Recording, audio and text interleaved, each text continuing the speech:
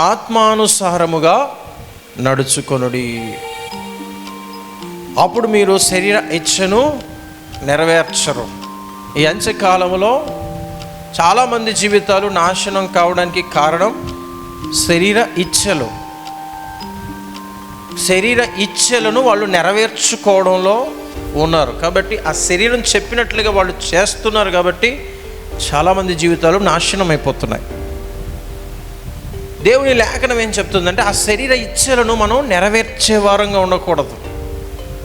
ఆ ఇచ్ఛలన్నింటినీ కూడా నెరవేర్చుకుంటూ పోతే మన జీవితం నాశనం అవుతుంది. కాబట్టి దేవుడు అంటున్నాడు, వాటిని నెరవేర్చేవారుగా మీరు ఉండొద్దు.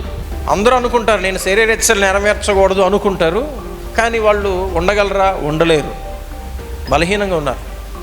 అందుకే దేవుడు అంటున్నాడు, అలా నెరవేర్చకుండా మీరు ఉండాలి అంటే ఆత్మను అనుసరించి నడుచుకోవాలి. ఆత్మను అనుసరించి ఆత్మ చెప్పినట్లుగా మీరు నడుచుకుంటే శరీర ఇచ్ఛలను ఏం చేస్తారట?